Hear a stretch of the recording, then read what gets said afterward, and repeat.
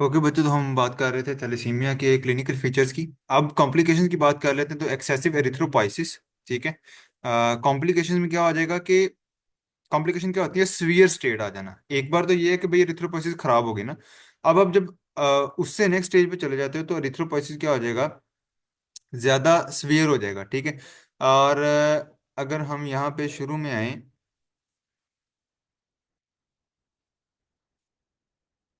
Ineffective एरिथ्रोपाइसिस। Basically मैंने जब आपको शुरू में बताया था तो एरिथ्रोपाइसिस का रेड ब्लड सेल्स का बनना होता है ना। तो यहाँ पे भी अब क्या कह रहा है कि भाई उसके कॉम्प्लिकेशन में क्या आएगा, एक्सेसिव एरिथ्रोपाइसिस। कि भाई रेड ब्लड सेल्स बन रहे हैं, बहुत ज्यादा बनाने की कोशिश की जाती है, थिंकिंग कि भाई बॉडी के अंदर ब्लड सेल्स कम है। आयरन ओवरलोड हो जाएगा, वो हमने पढ़ लिया। Chronic hemolysis, red blood cells बहुत ज्यादा टूटने शुरू हो जाएंगे, हमने पढ़ लिया।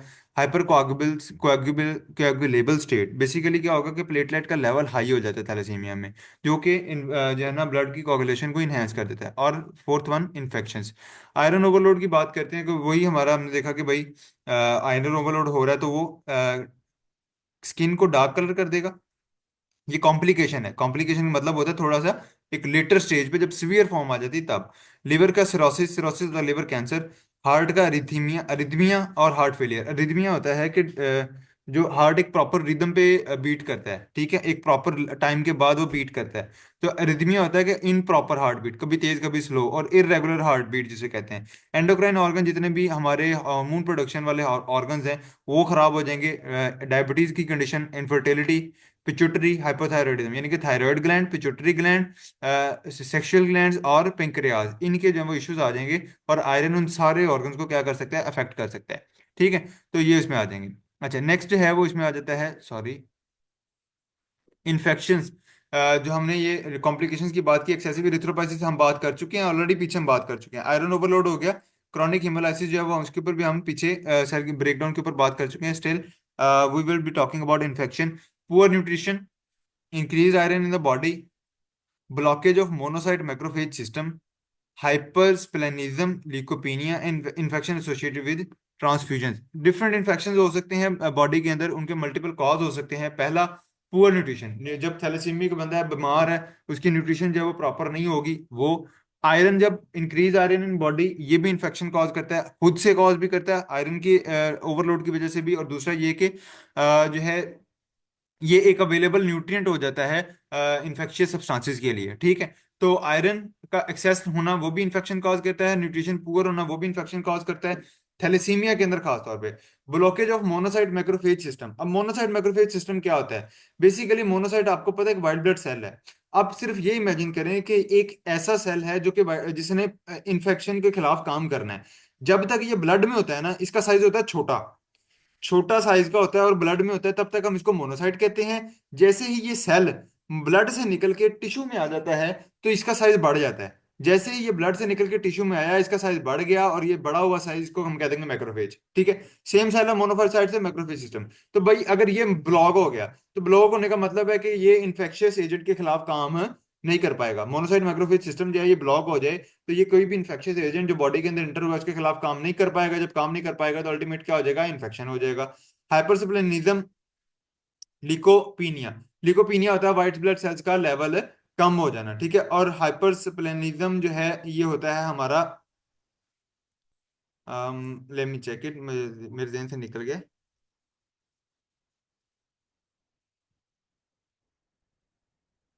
हाइपरसिप्लेनिज्म जो है वो बेसिकली होता है, एनीमिया आएगा, ल्यूकोपीनिया आ जाएगा। हाइपरस्प्लेनिज्म क्या होता है, मैं इसकी डेफिनेशन निकाल लेना मुझे, just a minute. Spleen become over active leading to excessive destruction of blood supply. अच्छा, स्प्लीन जो है वो बेसिकली रेड ब्लड सेल्स को रिपेयर कर रही होती है। तो ये हाइपर स्प्लेनिज्म क्या हो जाती है कि स्प्लीन ओवर एक्टिव हो जाती है। ओवर एक्टिव होकर ये हमारे ब्लड सेल्स हैं उनकी डिस्ट्रक्शन कॉज कर देती है।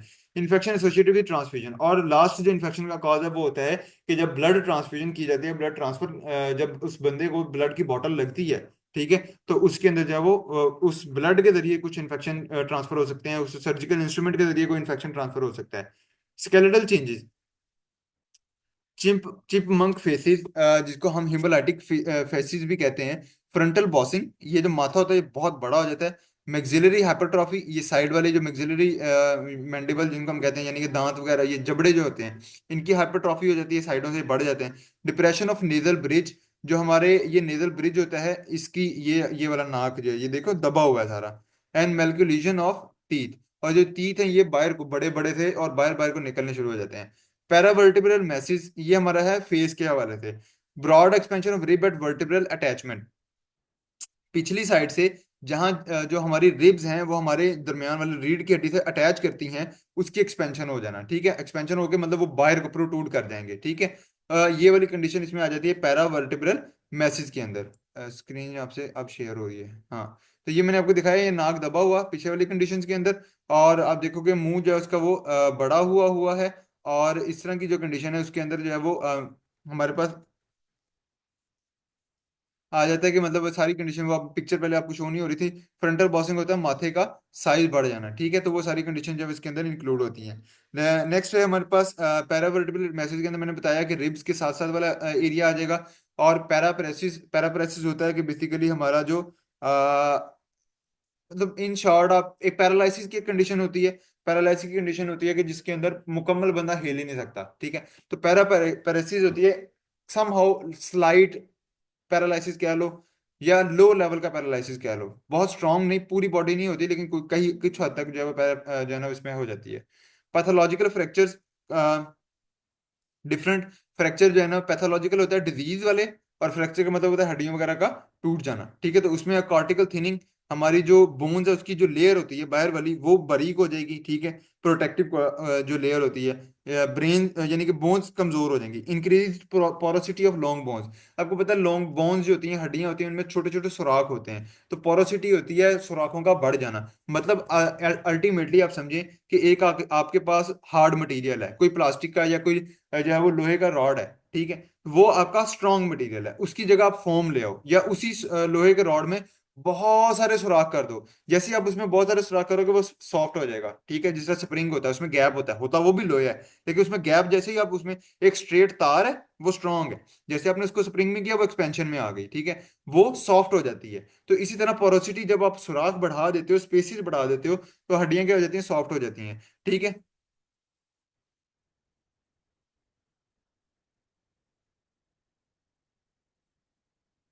ओके, ये आ जाता है डिलेड, जो हमारे pre mature fusion of epiphysis. Epiphysis क्या होता है कि हड्डियां जो है छोटी छोटी, वो आपस में उन्होंने मिल के बड़ी हड्डियां बनाना होता है। आज जब बच्चा जो होता है उसके अंदर जो है वो हड्डियां क्या होती हैं, ज्यादा होती हैं, ठीक है। सम 300 के करीब होती हैं, लेकिन जैसे जैसे वो बच्चा बड़ा होता जाता है, तो उसके अंदर क्या होता है कि वो हड्डियां जो हैं वो मिलती हैं। 300 हड्डियां मिलकर पीछे कितनी रह जाती हैं, सारी 206 के करीब करीब जो हड्डियां जो है वो रह जाती हैं। तो जब एपिफाइसिस होता है, हर बड़ी हड्डियां जो होती हैं ना, उनके जो एंड होते हैं, जो उनके कॉर्नर होते हैं, उनको हम कहते हैं एपिफाइसिस। वो दो एपिफाइसिस, दो हड्डियों के एपिफाइसिस आपस में मिलके, दो हड्डियां मिलके एक हड्डी बना लेती हैं। इससे क्या होता है कि ग्रोथ बढ़ती है, उसका जो बच्चा है उसका जो साइज है वो क्या होता है, बढ़ जाता है, ठीक है। उसको हम कहते हैं कि हमारा जो है ना वो आ गया कि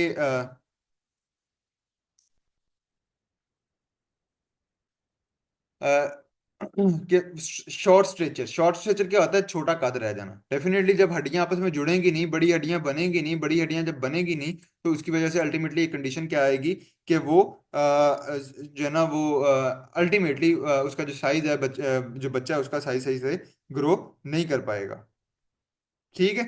इतना क्लियर हो गया।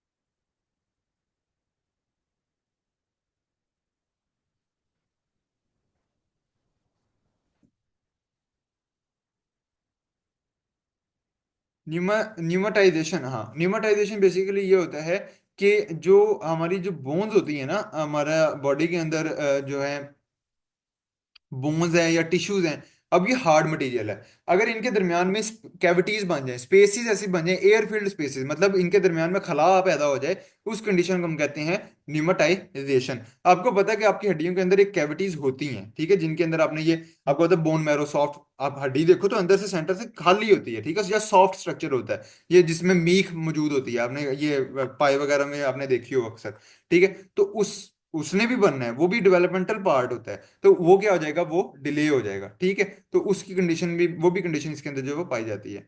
X ray skull hair on end appearance of crew cut appearance, skull. Beta thalassemia major laboratory finding, एक तो इसमें एनीमिया है जो कि सीवियर लेवल का होगा, ठीक है। Peripheral blood marked anisocytosis with predominant microsites, severe hyperchromia, basophilic stippling, plenty of target cells and more nucleated RBCs। अब बेसिकली इसके अंदर क्या हो रहा है कि हमारा एनीमिया जो है वो मैंने आपको बताया कि वो कंडीशन जो आती है एनीमिया वाली, जो कंडीशन है वो हमारी सिंपल के डेफिनेटली जो एचबी का लेवल जब कम होगा, क्यों एचबी का लेवल कम हो रहा है, मैं अगर थोड़ी सी रिवीजन साथ साथ करवाता जाऊं भाई, इसलिए कम हो रहा है क्योंकि आप जब आपकी जो दो चेंज होती हैं एचबी के स्ट्रक्चर के अंदर, अल्फा ग्लोबिन और बीटा ग्लोबिन, कोई एक ना बने तो उसकी वजह से अल्टीमेटली हम उसको कह देते हैं कि भाई ये हमारा जो है वो एचबी सही नहीं बना। जब एचबी सही नहीं बना तो उसको हम कहते हैं एनीमिया। कितनी एचबी हो जाएगी, 3 से 6, बहुत कम है, ठीक है। बच्चों में नॉर्मली कितनी होती है, 12 से 11.5 से लेके 15.5 तक होती है। 3 से 6 ऑलमोस्ट डेथ के नजदीक होती है, जिसको हम कंसीडर कर रहे होते हैं, ठीक है। दूसरा है पेरिफेरल ब्लड। तो इसके अंदर हमारे पास कुछ कंडीशंस हैं। पेरिफेरल ब्लड जो होता है वो हमारा थैलेसीमिया के अंदर, बीटा थैलेसीमिया के अंदर एक कंडीशन होती है। इसमें जिस तरह एनिसोसाइटोसिस, ये होता है कि एनिसोसाइटोसिस को आसान अल्फाज में आप कहो, मार्क्ड एनिसोसाइटोसिस का मतलब है कि नोटेबल लेवल तक, यानी आपको विजिबल हो जाता है जब भी कोई टेस्ट वगैरह कराए जाए तो पता लगता है। एनिसोसाइटोसिस होता है कि variation in the RBC size, मतलब आपके जो रेड ब्लड सेल्स होते हैं उनका साइज क्या करता है, वेरी करता है, कोई बहुत बड़े कोई बहुत छोटे। प्रीडोमिनेंट माइक्रोसाइट्स, अब हमारे जो है वो एनिसोसाइटोसिस की ही आगे अगर आप टर्म निकालो तो माइक्रोसाइट्स का मतलब है कि रेड ब्लड सेल्स का साइज क्या हो जाता है, कम हो जाता है, ठीक है। वेरिएशन इन साइज का मतलब है कुछ नॉर्मल है, कुछ बड़े हैं, कुछ छोटे हैं। और दूसरी कंडीशन प्रीडोमिनेंट माइक्रोसाइट्स का मतलब है कि ज्यादातर कौन से होंगे, छोटे साइज के। वैसे बड़े भी हो सकते हैं, नॉर्मल भी हो सकते हैं, लेकिन ज्यादातर कौन से होंगे, छोटे साइज के। हाइपरक्रोमिया, वही रेड ब्लड सेल्स जो है वो उसका हाइपोक्रोमिया, सॉरी, कि रेड ब्लड सेल्स के अंदर क्योंकि एचबी कम है, एचबी कम होने की वजह से उसका जो कलर है वो पेल हो जाता है, लाइट कलर हो जाता है। बेसोफिलिक स्टिपलिंग जो है ये बेसिकली होता है कि, स्टिपलिंग क्या होता है, स्टिपलिंग देखना पड़ेगा, बेसोफिलिक तो मुझे पता है। बेसोफिल और बेसिकली हमारे जिस तरह मैंने आपको बताया वाइट ब्लड सेल्स होते हैं और हमारे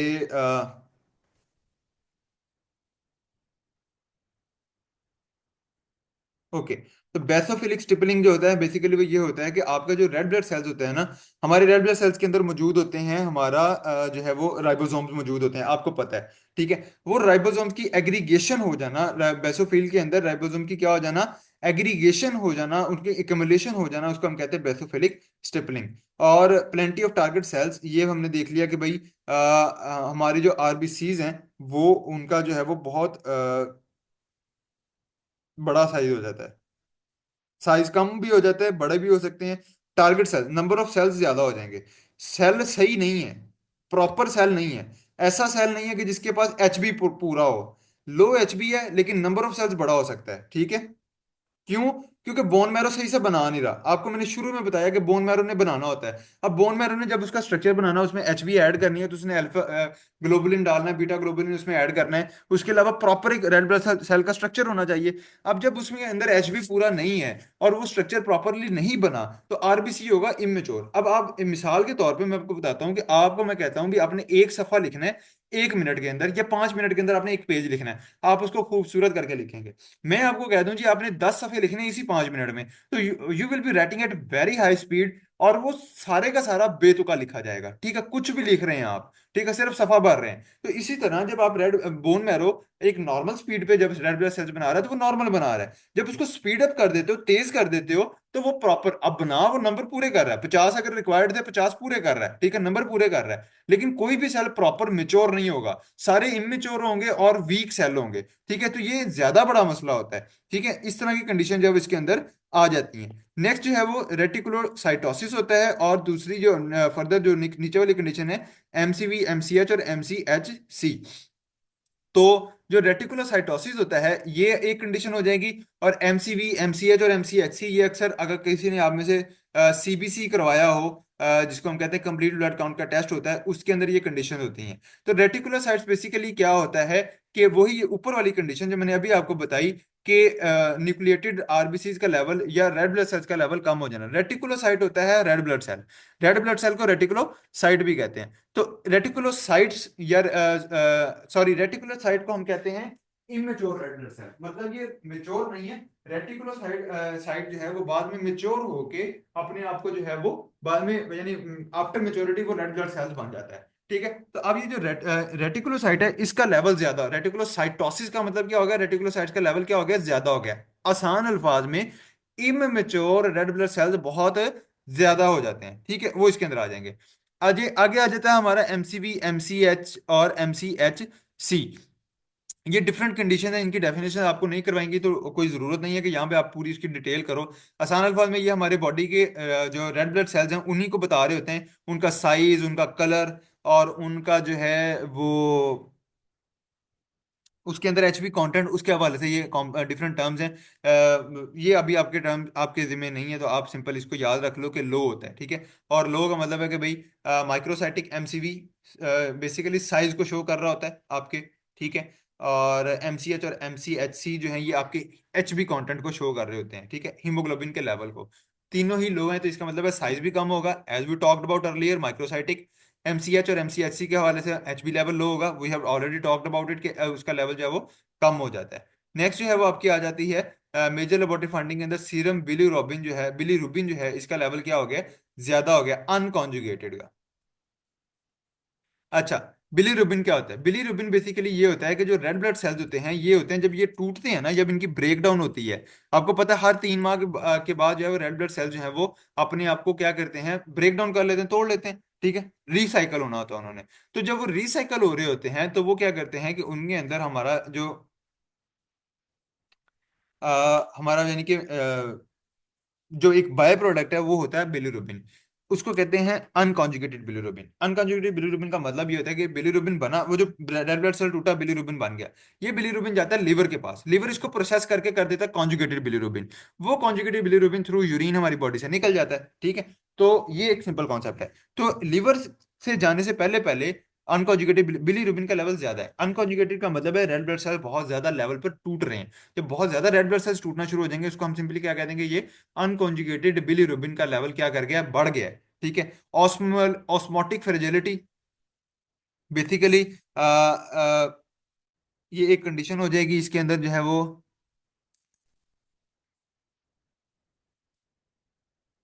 decrease resistance to saline hemolysis, increase resistance to saline hemolysis. Basically blood के टूटने को सलीन का मतलब होता है, सलीन हेमोलाइसिस का मतलब होता है कि जो है, ये मैं आपको टर्म बाद में बता देता हूँ, पहले इजी वाली समझा दूं। बोन मैरो एरिथ्रॉइड, ये हमने बात कर ली ये पीछे भी, कि आरबीसी प्रोडक्शन को कंपनसेटरी एरिथ्रॉइड हाइपरप्लासिया का क्या मतलब है कि भाई वो बोन मैरो को यही लगी जा रहा है, बोन मैरो को, लिवर को, स्प्लीन को, उनको यही लगी जा रहा है कि भाई एनीमिक कंडीशन है, सेल सही नहीं है, सेल का लेवल कम है, रेड ब्लड सेल का लेवल कम है, तो और प्रोड्यूस करो, और प्रोड्यूस करो। तो सारे के सारे प्रोड्यूस कर ही जा रहे हैं, रेड ब्लड सेल्स को प्रोड्यूस करने की कोशिश कर ही जा रहे हैं, कर ही जा रहे हैं। ठीक है, तो वो उसको कहते हैं compensatory increase in RBC production. ठीक है, आयरन स्टोर्स डेफिनेटली बढ़ जाएंगे क्योंकि आयरन की एक तो एब्जॉर्प्शन ज्यादा हो रही है और ट्रांसफ्यूजन बहुत ज्यादा हो चुकी होती है। और एच बी इलेक्ट्रोफ्लोरेसिस फाइंडिंग, ये डिफरेंट एच बी इलेक्ट्रोफ्लोरेसिस जो है ना, ये बेसिकली इलेक्ट्रोफ्लोरेसिस एक लैब टेक्निक है जिसके जरिए डिफरेंट पैरामीटर फाइंड किए जाते हैं। तो वो बताते हैं एच बी एफ, एक एच बी ए है, एक एच बी एफ है। एच बी ए का लेवल, एफ का लेवल क्या कहते हैं, ज्यादा जो है वो बताता है। और जो एच बी ए होता है, जो एक्चुअल में नॉर्मल हीमोग्लोबिन होता है, उसका लेवल कम होता है। ये जीन्स हैं।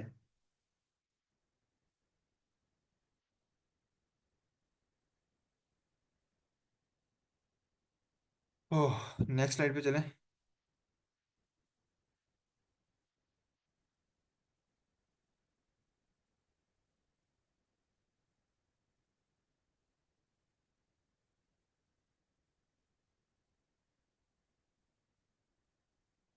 न्यूक्लिएटेड रेड सेल, ये target cell, blood smear beta thalassemia major, ये बात हो चुकी है। अल्फा, नहीं बीटा ही है। ये माइनर की बात है, पीछे मेजर थे भाई। ये मेजर था, मेजर के ऊपर बात की है हमने अभी तक।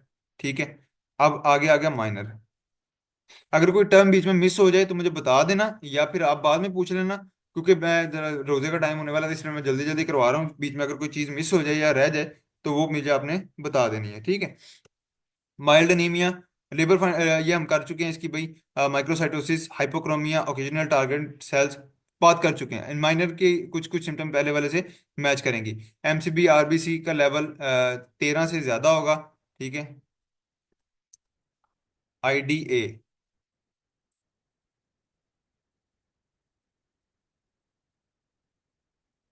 लेस देन 13 होगा इन थल माइनर। अच्छा, ये डिफरेंट कंडीशन है, आयरन डेफिशिएंसी एनीमिया है ये, और ये थल माइनर है। थल माइनर भी एक कंडीशन होती है, इसके अंदर ही हमारी आती है। तो वो कहता है कि जो एमसीवी है वो 13 से ज्यादा होता है आयरन डेफिशिएंसी एनीमिया में। आयरन डेफिशिएंसी एनीमिया से आपने थैलेसीमिया माइनर को किस तरह डिफरेंशिएट करना है, कि अगर एमसीवी का लेवल 13 से ज्यादा है तो वो इंडिकेट करेगा आयरन डेफिशिएंसी एनीमिया, अगर 13 से कम है तो वो शो करेगा थैलेसीमिया माइनर को, ठीक है। एमसीवी, एमसीएच और एमसीएचसी के रिड्यूस हो जाएंगे, तीनों लेवल कम हो जाएंगे, पहले भी कम हुए हैं, यहाँ भी कम हो जाएंगे, ठीक है। एचपी इलेक्ट्रोफोरेसिस के अंदर जो है वो इसकी कंडीशन जो है वो पुरानी बातें हैं, पीछे वाली टर्म्स पीछे वाली हैं, वैल्यूज थोड़ी सी डिफरेंट हैं, कुछ परसेंटेजेस इसमें ऐड कर दी गई हैं, ठीक है। तो वो तो समझाने वाला इसमें ज्यादातर ऐसा पहले हो गया हुआ है। Importance of recognition of beta thalassemia trait, differentiation from hyperchromic microcytic anemia of iron deficiency. भाई वो कहता है कि बीटा थैलेसीमिया ट्रेड्स, यानी कि बीटा थैलेसीमिया की जो प्रॉपर्टीज हैं, जो साइन सिम्टम्स हैं, उनको पढ़ना क्यों जरूरी है, ताकि आप थैलेसीमिया को अनीमिया से डिफरेंशिएट कर सको। अनीमिया बहुत बुरी बीमारी नहीं है, आयरन की डेफिशिएंसी होती है, आप रिकवर कर सकते हो। Thalassemia is a strong disease, तो इसलिए इसको डिफरेंशिएट करके फिर इसकी ट्रीटमेंट करना इज वेरी नेसेसरी। और साथ ही साथ अगर आपको थैलेसीमिया फाइंड आउट हो जाए तो फिर आप करते हो जेनेटिक काउंसलिंग, ठीक है। Women of child bearing age at risk for both thalassemia trait and iron deficiency HB. जो वुमेन होती हैं खासतौर पे, यानी कि रिप्रोडक्टिव एज की वुमेन, यानी कि जो बच्चा पैदा करने की वाली एज में होती हैं, वो थैलेसीमिया के रिस्क पे भी होती हैं और आयरन डेफिशिएंसी एनीमिया के रिस्क पे भी होती हैं। तो उसके हवाले से फिर आपने उनको प्रॉपर कंफर्मेटरी डायग्नोसिस, यानी कि कंफर्म करके कि उनको कौन सा मसला है। उनके अंदर साइन सिम्टम इसी तरह के नजर आ रहे होते हैं, कि उनमें थैलेसीमिया के साइंस भी आ रहे होते हैं, उनमें आयरन डेफिशिएंसी एचबी के साइन भी आ रहे थे। तो इस वजह से इनमें डिफरेंशिएट करके फिर उनको बताना होता है, क्योंकि this is the actual condition, आपको थैलेसीमिया है या आपको आयरन डेफिशिएंसी एनीमिया है।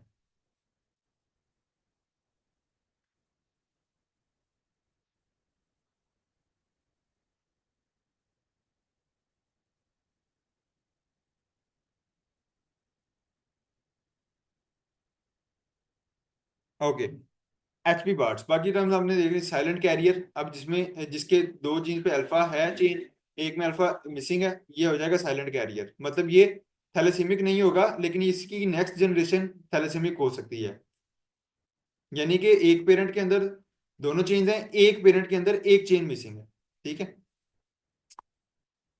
एक ऐसा जिसके अंदर या तो दोनों के अंदर, मतलब एक के अंदर है ही नहीं, एक के अंदर दोनों चेंज हैं, या फिर दोनों के अंदर एक एक है, तब क्या होगा, अल्फा थैलेसीमिया ट्रेट आएगा, ठीक है। एनीमिया हो सकता है अल्फा थैलेसीमिया। अल्फा थैलेसीमिया क्या है, कि या तो एक पेरेंट के पास ये पेरेंट है, parent one parent to.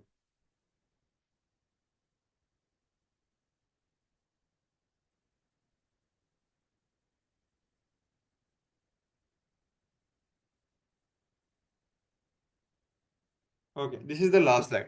HP Bart's. HB Bart's क्या होता है, कि बेसिकली ये एक कंडीशन है जिसके अंदर जो है, ये बेबी आप साइड पे देख सकते हो कि टू एबनॉर्मल हाथ पांव उसके बहुत छोटे छोटे से हैं, और बॉडी बाकी की क्या है, स्वेलन हुई हुई है। तो एचपी बार्ड जो है ये भी एक थैलेसीमिया ही के अंदर जो है वो के साथ ही रिलेटेड कंडीशन है।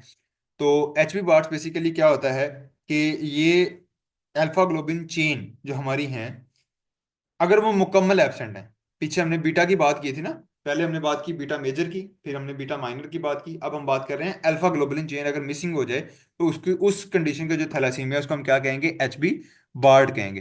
तो स्ट्रक्चर इसका यही होता है, जो गामा ग्लोबुलिन टेट्रामीटर होते हैं, form due to lack of alpha globin, leading to high oxygen affinity and poor oxygen delivery to tissue. भाई क्या होता है, कि आपका जो है, इन शॉर्ट, जब आपका अल्फा ग्लोबिन का लेवल कम होगा, तो अल्फा और बीटा के अलावा एक तीसरी ग्लोबिन की चेन होती है जो कहती है गामा ग्लोबिन।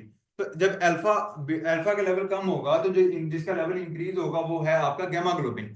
जब गैमा ग्लोबिन का लेवल हाई हो जाएगा तो उसकी वजह से क्या होगा कि गैमा ग्लोबिन जो है वो एक ऐसी कंडीशन है, अब वो आना तो उसने रेड ब्लड सेल के अंदर ही है, क्योंकि एचबी के स्ट्रक्चर के अंदर कौन मौजूद है, अब गैमा ग्लोबिन मौजूद है। तो इस गैमा ग्लोबिन की जो मौजूदगी के अंदर क्या होगा कि गैमा ग्लोबिन की अफिनिटी हाई है। ऑक्सीजन की अफिनिटी क्यों हाई है, क्या मतलब होता है कि अफिनिटी का मतलब क्या होता है कि मैं कहूं कि मैं तब तक एक ट्रक है, एक ट्रक वाले को कहो जी भाई आपने ये 5 रुपए वाली जेली है ये ट्रांसपोर्ट कर दें लाहौर, तो वो नहीं जाएगा, वो कहेगा भाई मैं भरो मुझे। ठीक है, उसकी जगह अगर आप एक कुरियर वाले को कह देंगे ये 10 रुपए वाली जेली है ट्रांसफर कर दें, वो कह देगा जी कर देते हैं पैसे दे दें। ठीक है, वो कुरियर में डालेगा भेज देगा। ठीक है, कोई भी चीज छोटी चीज है ना। तो अफिनिटी क्या होता है कि कुछ ऐसे कंपोनेंट कैरियर्स होते हैं ग्लोबुलिन्स हमारे, जो कहते हैं भाई भरो पहले मुझे फिर मैं आगे ट्रांसपोर्ट करूंगा। ठीक है, एचपी फर्ज कर लें 4 मॉलिक्यूल, जैसे उसको 4 ऑक्सीजन के मॉलिक्यूल मिले वो गया और उसने जाके ट्रांसपोर्ट कर दिया। ठीक है, गामा कहता है भाई पहले 20-25 मॉलिक्यूल ऑक्सीजन के दो और फिर मैं जो है ना वो आगे ट्रांसपोर्ट करूंगा। तो उसकी वजह से क्या होता है कि वो फिर जब तक 20 मिलते नहीं है वो उसको ट्रांसपोर्ट नहीं करता, कंडीशन आ जाती है हाइपॉक्सिया, जिसको कहते हैं सीवियर टिश्यू हाइपॉक्सिया, के टिश्यूज को ऑक्सीजन नहीं मिलती। ठीक है, फेटल इन यूट्रो और infant dies shortly after birth, usually ये मर जाते हैं, या तो बच्चे ये बिफोर बर्थ ही डेथ हो जाती है इनकी, या पैदा होते ही थोड़ी देर बाद जो है इनकी डेथ हो जाती है। सिवियर एनीमिया माइक्रोसाइट अनीमिया होगा इनमें, माइक्रोसाइटिक वाला मैं आपको बता चुका हूँ भाई, माइक्रोसाइटिक सेल साइज छोटा होता है, हाइपरक्रोमिक पिक्चर सारा कुछ हम कर चुके हैं ऑलरेडी। ठीक है, एचबी इलेक्ट्रोफोरेसिस की कुछ कंडीशंस उसने दी हुई हैं कि भाई 80 to 90% HB birds and small amount of HB Portland. ये क्या लिखा हुआ है, इसको सिंपलीफाई करने दे 1 मिनट। अच्छा, ये डिफरेंट तरह की इसके अंदर चेन होती हैं जो कि इसके अंदर मौजूद होती हैं। Let me simplify it if I can get it. 4-5 लफ्ज हैं। अच्छा,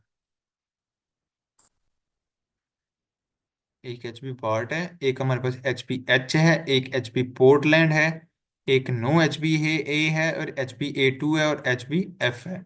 ओके, तो इसके अंदर क्या होगा कि ये जो हमारे एच बी इलेक्ट्रोफोरेसिस है ना, इलेक्ट्रोफोरेसिस मैंने बताया एक लैब टेक्निक है जिसके अंदर सेग्रीगेशन की जाती है कंपोनेंट्स की। तो इसमें यानी कि किसी भी चीज़ को, जिस तरह हम सेंट्रीफ्यूग करते होते थे कि हल्की चीज़ ऊपर आ जाए भारी चीज़ नीचे चली जाए, तो इस तरह हम सेपरेशन करते हैं चेन्स की। ठीक है, तो इसमें 80 to 90% जो है वो गैमा फोर, जो एच बी बार्ड के अंदर 80 to 90% जो है वो गैमा फोर की, या एच बी बार्ड वाली जो कंडीशन होती है वो मेन ग्लोबिन उसमें ये बनता है। अल्फा थैलेसीमिया मेजर के अंदर जो कि हमने जिसको अल्फा, अच्छा एक कंडीशन रहेगी सॉरी, अल्फा हमने पहले बीटा मेजर की बात की थी फिर बीटा माइनर की बात की थी, अब मैं बताता हूँ कि जो एच बी बार्ट है ना, यही इसी को हम हाइड्रॉप्स फिटालिस भी कहते हैं, ऊपर हेडिंग में लिखा हुआ है, और इसी को हम कहते हैं अल्फा थैलेसीमिया। ठीक है, यानी अल्फा थैलेसीमिया भी यही है, हाइड्रॉप फिटालिस भी यही है, और हमारा जो एच बी बार्ट है वो भी यही है। और इसमें 80 to 90% कंडीशन वही है जिसमें चारों अल्फा ग्लोबिन, 4 अल्फा ग्लोबिन के जीन्स होते हैं, चारों के चारों डिलीट होते हैं। मैंने आपको बताया था कि alpha globin is about deletion, not about mutation. इसमें कम है, इसमें ज्यादातर जो इश्यूज आते हैं वो डिलीशन के होते हैं। फीटस जो है वो अपना नॉर्मल हीमोग्लोबिन बना ही नहीं सकता, H B F, H B A two. ठीक है, कोई भी हीमोग्लोबिन उसका नॉर्मल नहीं बनना। एच बी एफ होता है फिटल हीमोग्लोबिन, बच्चों के अंदर जो हीमोग्लोबिन होता है। एच बी एफ भी नहीं है, एच बी ए टू भी नहीं है, एच बी ए, ये तीनों ही उसके पास जो है वो एच बी मौजूद प्रॉपरली नहीं हो पाते, जिसकी वजह से क्या होगा कि अब जो गैमा ग्लोबिन है उनका लेवल क्या हो जाएगा, ज्यादा हो जाएगा, as I told you earlier, और वो ऑक्सीजन की एफिनिटी को बहुत ज्यादा डिमांड कर रहे होते हैं। ठीक है, अच्छा, जब मेन एच बी नहीं बनेगा फिर कौन सा बनेगा, फिर बनता है एच बी एच या एच बी पोर्टलैंड, वो जो ऊपर लिखा हुआ है। जब मेन हीमोग्लोबिन नहीं बन रहा तो एच बी एच और एच बी पोर्टलैंड बनना शुरू होंगे, जो कि अल्टरनेटिव हीमोग्लोबिन्स हैं, और ये उस बीटा ग्लोबिन की चेंज से जो है ना मिल मुल के कुछ बना देते हैं। ठीक है, यानी जब अल्फा ग्लोबिन मिसिंग है तो कौन से बनेंगे, बीटा चेन ही आपस में अपने आप को मिला मिलू के जो है ना वो एच बी एच बना देंगी, या ये जो गैमा चेन बनी हुई है ये आपस में मिला मिलू के अपने आप को एच बी पोर्टलैंड बना देंगे। ठीक है, तो ये अल्फा ग्लोबिन इज कि चेन अगर एब्सेंट हुई तो पीछे से दो चांसेस हैं, या तो बीटा ग्लोबिन के एच बी बननी शुरू हो जाए, वो डेफिनेटली इमेच्योर होगी, ठीक है, जिसको हम कह देंगे एच बी एच, या गेमा चेन से बननी शुरू हो जाए जिसको कह देंगे एच बी पोर्टलैंड। ओके, ये आगे कोई कंडीशन है, and that is all about thalassemia. If you have any question you can ask me in the chat box. अल्लाह हाफिज।